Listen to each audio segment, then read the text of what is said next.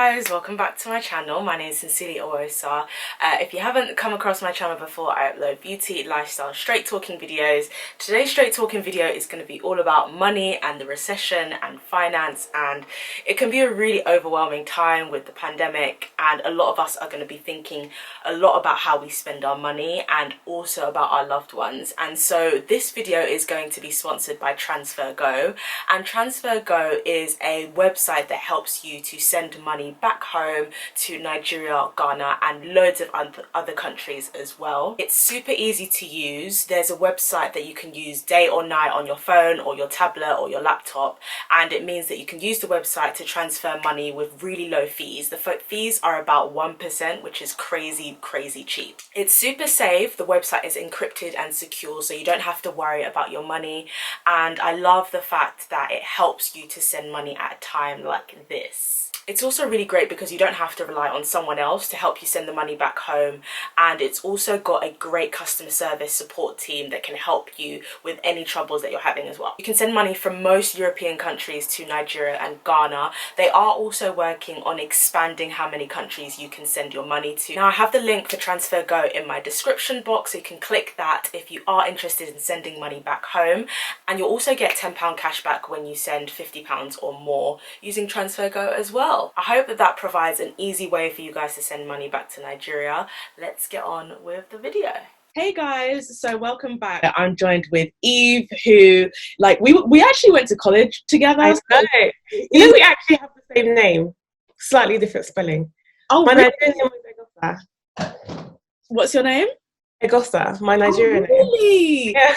I know quite a few Owosas, but I don't know like any Owosas. But yeah, me and Eve are both from Edo, so that's another thing. And Eve is also the co-founder of Money Medics, which is an amazing Instagram page that talks about finances, especially for millennials, and makes finances and just economics very easy for us to understand in a bite-sized way. And yes, so today we are going to be talking about all things recession, and then we'll also be diving into like African parents and how they deal with their finances and how that affects us as millennials. So first of all, how did you find like the whole corona thing? What was your first thoughts in terms of like money? Like, what was your first thoughts as soon as it was announced as a pandemic? Oh, good now. So you know what, corona came out so the light is quite bright. Sorry about that, 1 second.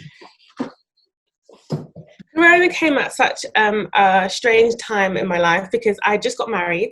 So I got married in February, had my honeymoon, came back beginning of March, and then got back from my honeymoon, and literally about 2 weeks later they announced that there's a lockdown.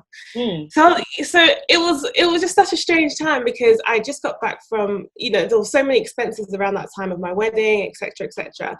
Then to come back and then realize that everything is locked down, I was just like, okay, cool. So what does this mean? Like, what does this mean for me? What does this mean for like my family? Like, when you plan your first year of marriage, this is not really what you don't really expect a pandemic to be part of that plan. So it just made me super cautious.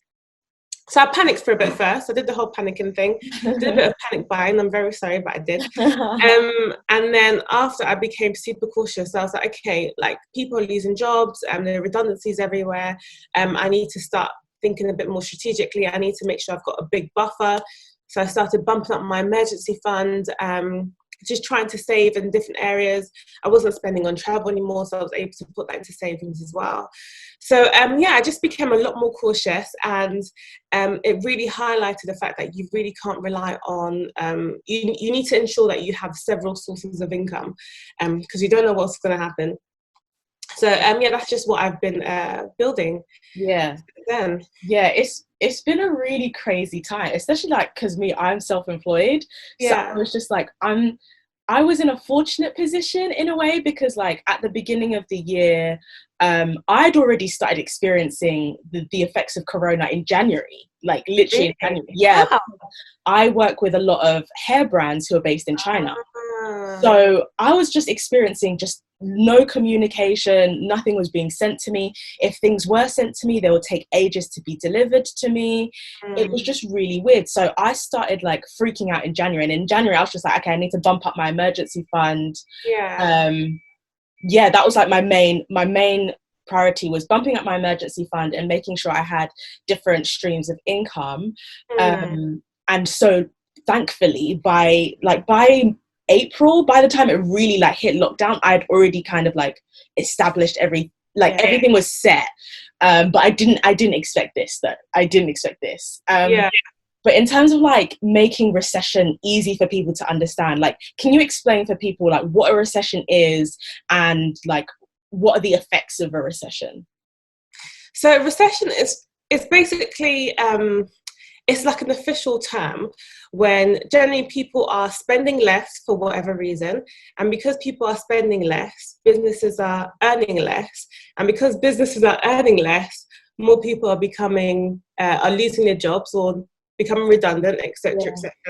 And then because more people are losing their jobs, they're then spending less. So it's kind of like a continuous cycle. But the thing is, with this recession, this is something that we've all kind of already been going through for the past 3-ish months. But it's just that they call it a recession when it's been 2 consecutive 3-month periods of reduced spending, and then it can have the official title of recession. So but everyone has kind of already been experiencing the effects. You know, there's already been like redundancies, people being furloughed, etc., etc. So even though we now have the title, I feel like people, like, it shouldn't necessarily scare anyone, because we kind of already have started putting things. Most people have started putting things in place in preparation for what could be the rest of the year. What was your second question, sorry? I think you answered it. Literally, what are the effects of a recession, which, as you said, is redundancies, furloughs because of corona, and then just unemployment. What can you say to like Black women who are watching, who want to prepare themselves? Like, what can they do to prepare themselves for a recession? Again, I feel like this has just been such an interesting time for the BAME community in general, but I'll speak about Black women specifically because during coronavirus, we were hit the worst with coronavirus. So we were more likely to be affected, we were more likely to die from it, etc., etc. We were also more likely to be in jobs that are affected by coronavirus. So we're more likely to be customer facing or public facing, or work in the retail or in that sector that was worse hit by coronavirus, so more likely to lose our jobs. So there's just been, I feel like we've just had such a crazy year this year. 2020 has been so hard for us, but how to prepare and how to look after ourselves for the rest of the year is basically everything that we've kind of already been doing. So I know we've had a bit of a down period, and different people spend their down periods in different ways. And of course, do whatever is best for you, do whatever is best for your mental health. But money specifically, this might actually be a great opportunity to potentially reskill as well. So there were quite a few, during the proper lockdown, there were quite a few websites that were offering free courses. I think there was even a government website that, I can't remember which government website, I can try and find that later, that gave us generally free resources to, like, online courses on how to, basically digital courses, because it seems like that is where the world is going. So I feel like we need to kind of accept that, okay, this is what life is like at the moment. What can I do about it? Like, have your time to panic, have your time to freak out. I had that as well. But then now try to plan for it. So upskilling if you can, finding out different resources that are available for you, but then also finding out different government cushions that are available for you. And don't be like ashamed about having to go on like benefits or job seekers or anything like that. That is the reason why it's there. It's there for this particular scenario. So if the government are willing to help us and like give us a cushion, then by all means do take it. We pay our taxes. There's a reason why we pay our taxes. So yeah, looking at for different government resources that are available to you, and just spending some time reflecting on what you want the next 5 to 10 years to be. And that might be quite a difficult question to ask yourself, because especially depending on what stage you are in your life, or the other commitments that you may have, it might be quite hard to really think, okay, what do I want the next 5 to 10 years to be like? How am I able to do this if I've got children, or if I've got like a husband or mortgage, etc., etc. But yeah, really spending time reflecting and thinking, okay, if I in 10 years time would like to leave the current sector that I'm currently in, where would I want to be, and what do I need to do to get there, and let me start making steps towards getting there. There now. So yeah, it's just a time for reflection, really. Yeah, no, that's such a good point. And to be fair, I mean, Black women have always been quite good at like pivoting from like one thing to another based on, you know, circumstances. What would you say in terms of like, obviously, me and you have had conversations about like apps that are good for investments and stuff like that. So what would your advice be in terms of like stock market and what's going to happen? Well, as much as you know, like what's going to happen in the next like few months, and yeah, how people can prepare if they do have stocks and bonds and stuff. Well, if you have, so again, I can't really say because I don't really know. I can't really predict what will happen. I don't want anyone to necessarily take my advice, because I don't give advice. I just give opinions. But I mean, overall, from what we've seen in the past, we always go through, like, the economy always goes through ups and downs. It's natural. So just, I would say, for people not to freak out. When you put in investments in general, when you invest in general, it's always for a long term, as in we're talking like 10 plus years. And we need to kind of ride waves. When you start freaking out during periods like this, and like end up selling stocks or selling whatever you have in investment, you will probably sell it for a loss, potentially less than you actually bought it for. So I wouldn't necessarily, for me personally, I wouldn't necessarily say now's the time to start selling everything that you own in order for you to like protect your money. I wouldn't necessarily say that, but I would just say do exactly what you were doing like this time a year ago, and ride the waves. Just see how things progress. And you know, as you can see, there are companies that are actually doing quite well during this coronavirus period. I mean, Amazon, bloody hell. I'm sure Jeff is going to be, if he's not, I'm sure, anyway, he's doing extremely, extremely well. I've heard that he's going to be a trillionaire, the world's first trillionaire soon. So, the only it's not a recommendation, but the only thing I will say is for people not to panic and not to make decisions, swift decisions during this period. And sometimes we do kind of have to ride the waves. Other people are wondering whether this is a good time to start investing. But again, that depends on your personal situation. So if you have nothing in savings and your job role may potentially be at risk, it may not be the best time to put a lot of your money in investments, because with all investments, of course, we always know capital is at risk. So there is a chance that you could potentially lose money in the short term. So I would say if you want to start investing now, then think about your general outgoings and your savings, etc. Would you be able to protect yourself if you were to lose your job today for the next 6 months? And if you can say yes and you've got spare money available, then this probably is a good time for you to start investing. No, I think that's really great advice. I also wanted to ask about debt and what people can do to, I guess, cushion themselves as much as possible when they have debt at this time, and how to cope with that. So it depends on the type of debt that you have. So you do have like bad debt and then good debt. So bad debt being like consumer debt, credit cards, purchases on things that won't necessarily gain a return. And then good debt being things like car loans, mortgage, etc., etc. So if you have bad debt, and bad debt tends to, not always, but it tends to have a relatively high interest rate. So if you have a lot of bad debt and you have the money to be able to pay it off, then I would recommend paying that off if you can. Before potentially saving. The reason being is that let's say you have, let's say, like £2,000 in a credit card, for example, and every month you're gaining interest on that £2,000. In a year's time, that could end up being like £3,000, depending on your interest rates, of course. So you'll end up being in more debt if you don't start paying off that debt ASAP. Whereas because the reason why I'm saying this is because we've had a lot of questions about people asking whether it's a better idea to pay off debt or better idea to start saving. And I would say it depends, but paying off debt, because a lot of debt can actually cost you more than what you would actually gain in a savings account at the moment, especially as the interest rates in savings accounts are so low. Exactly. And they're being reduced as well. I know. Don't email me like, your ISA ain't going to give you what it was going to give you, babe. And I was like, oh, this is where we are now. Exactly.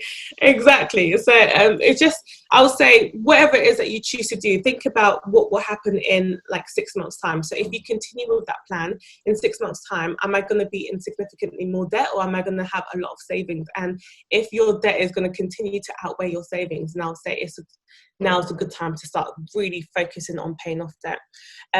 Another thing is that if paying off debt is something that you generally cannot do, you can ask for payment holidays. So some different banks, some of them are still giving payment holidays. Another thing to consider is that many of the ones that are given payment holidays it's a bit cheeky what they're doing, to be honest. I do find it a bit cheeky, but they say, okay, you get a 3-month holiday, you don't have to pay anything back, but you have to pay interest, and you still get paid and you still have to pay interest on top of your capital. So basically at the end of 3 months, you would have paid less back from the amount that you owe. I don't know if I'm explaining this properly, but in the 3 months' time, you'd only be paying interest. You wouldn't be paying capital, which is the amount that you actually owe. So you actually potentially have more to pay off in the end of 3 months' time. So you could actually put yourself in a worse position financially if you take a repayment holiday. Wow. But I would just say, read the terms and conditions. If you do want to take a repayment holiday, read the terms and conditions, and really do consider whether or not you genuinely need it before you take it, because it may not necessarily pay off. Wow, that is crazy. It's a sad time, but it's weird how like the banks are. I won't say that they're using this to their advantage, but they're just, I think that they're kind of looking out for themselves, and they're just like, it's me, babe. It's all about me. Yeah. They genuinely are looking at, I mean, I get it, they're a business, whatever, but yeah, they genuinely are looking out for themselves, and they're trying to make, it seem like, oh yeah, we care about the people, yeah, we do. But when you really think about it, not all of them really do. Not all of them do. They don't care at all. One thing I did want to ask you as well is about emergency funds. Now, some people recommend having a 3-month emergency fund or a 6. What would you say in terms of like the period of time that's best? So emergency fund, I would class that as money that you can use solely in emergencies, just to clarify. So if, for example, you want to go on holiday, that's not from your emergency fund. Or if you want to buy new shoes, that doesn't come out of your emergency fund, purely for emergencies. Before Corona, the general advice would have been like 3 to 6 months of outgoings. So that means you calculate all your fixed outgoings, so all the money that you need in order for you to be able to survive, and times it by 3 or 6, and then that's how much you need in your emergency fund. Now with coronavirus, the advice is generally 6 to 12 months. I always go for the maximum because I'm just very, very cautious like that, and life happens. So for me personally, my aim is 12 months outgoings as my emergency fund. But yeah, it really depends on the individual and what the individual can afford as well. But of course, the emergency fund doesn't have to be built like in 2 months. It's something that you build over a period of time. Exactly. So just have that particular number as your aim. But yeah, don't think, okay, I've earned £2,000, so I'm going to put all that money straight into my emergency fund because that's what I need to do so I can build it quickly. No, you still have to be able to live and survive. So have that as an aim and build it over a period of time. Yeah, and I think also another thing that's really important is, especially for Black women, is just to kind of practice like self-compassion at this time, because I think we're naturally very hard on ourselves. Society is hard on us, and then Corona was really hard on us and also our families. Like most of the people in my community are frontline workers. My dad's a frontline worker, he works in the NHS. And I think right now, there is a tendency to be like, oh my gosh, okay, I have to get my emergency fund, I have to do it, and I have to build it now, and I have to get this thing sorted, because otherwise like there's going to be a panic. And I think we need to just practice like just not being so hard on ourselves and making sure we do build the emergency fund, but also like just keeping in mind like your responsibilities and like what you can afford. I think is super important. And just as well, like we do need to live. Like I've seen a lot of like, there have been some financial bloggers and stuff who've been like, you don't need to spend any money, everything needs to go into your savings. And I'm sorry, it's just not realistic. It's not, do you know what I mean? It's not realistic, because like I like to go on the 50-30-20 rule. I don't know if you do, but I like the 50-30-20 rule, which is 50% goes on your necessities, your bills, everything that needs to be done, mortgage, rent, whatever. 30% is on discretionary, and then 20% is on savings and investments. I think people can change that up, but I like the flexibility of that, because it doesn't like chain you into like, oh my gosh, every penny has to go into your savings, because it just makes you miserable. But in terms of the ratio, like how do you do it in terms of the ratio of what you spend on discretionary stuff, necessities and investments? So I personally don't do ratios specifically, because I find that it varies so much, and it actually, for me, it's more so depends on your outgoings, your goals, what you can't afford, and just what your lifestyle is. So, for example, if someone is earning like £100,000, for example, but then they live with their parents, and they don't have any outgoings, and their parents have no mortgage, and there's nothing to pay for, then they may not necessarily have to do a 50-30 20 rule, because they could actually maybe save 90% of their income because they have nothing that they have to pay for. So and then on the opposite spectrum, like if someone was earning like £15,000, for example, but then they had a lot of responsibilities, they had a lot of family members that lived with them, and they had a lot of things that they had to pay for, then again, the 50-30-20 rule may not necessarily work for them, and they may have to spend 90% on outgoings and only be able to spend 10% on themselves. So I think it more so depends on your personal situation. So what I tend to do is more so calculate fixed expenses first, and make sure that that's all paid for. And then I have I think about my goals. So like I have short-term, long-term, not really middle term, but more short-term, long-term goals, and figure out how much that costs and how much I need to put into a savings account every month in order for me to be able to pay for that particular goal within that particular time frame. So let's say, for example, I want to buy another house in 5 years' time, and I wanted to save, I don't know, 20,000, 10,000, 12,000 pounds for it, or something like that. Then I'll think, okay, cool. In that case, I need to put £100 a month, and then in 5 years' time, I'll be able to get that house that I want. So and then whatever's left, then I think about what I generally spend my money on. So I had, I'm in the process of changing that at the moment, but an enjoyment fund. So I would put a set amount of money into a separate account, into separate cards every month. and that is money for me to just have fun with, enjoy. Yeah. Like if I want to buy bags and shoes, I will with that particular money. Yeah. And then once that money is done, then enjoyment is done for that month, and I need to wait for the next month. So, but it gives you that element of flexibility where you can still pay off everything that you need to pay, think about your goals and continuously work towards your goals, but still enjoy yourself. I mean, I agree with you, as in that if we are constantly in this like, oh, I need to save, I mean, we do need to save, but if we're constantly in that mindset and we have no time to enjoy ourselves at all, we put no money to enjoy ourselves, it's very it's not sustainable. And I always relate this back to like a diet, for example. If you're on a diet and you say, no, I'm never going to have chocolate for the rest of my life, I'll never eat sweets again, who are you kidding? Because as soon as you see a sweet, you're going to be like, you're probably going to overindulge. But if you say to yourself, oh yeah, okay, I'm going to have one cake a week, etc., etc., and then you look forward to that cake, you eat that cake and you feel satisfied, and you know, it motivates you to continue to reach your goals, as well as still enjoying it every now and again. So yeah, you're right, as in we all need a bit of a balance, really. No, I like the way that you separate your finances that way.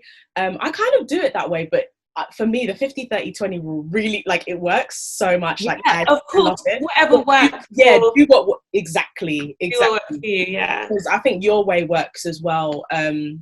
So I think it's good for people to hear the two different ways we do it and choose what works for their lifestyle, because I wouldn't want anyone to be under a burden because of what, like, how little they earn or how much they earn, and having so much left over or not having enough left over. But I hope that that's helped. I think we're going to have to talk about the African parents and finances another time, but this is because we're almost at the end of our Zoom session, but it's been so great. I think people are going to learn so much from this. Please let them know where they can find you. Like I said, Money Medics. So you can find me on Instagram at Money Medics, on YouTube at Money Medics, and our website moneymedics.co.uk, Money Medics with an S at the end. Also, can I just do a quick plug? Okay, so we have a financial accelerator coming out. It's out now actually. It's a 6-month program where every month we'll be talking about a different topic, such as investing, property investing, debt, savings, etc. And we'll be touching on a different topic each month, and each month you get access to our private podcast, an exclusive event, guidance and articles, and an exclusive Slack room where you can ask us all questions at most times of the day. So if you're interested, go onto our website www.moneymedics.co.uk for more information. Oh, amazing. This has been so good.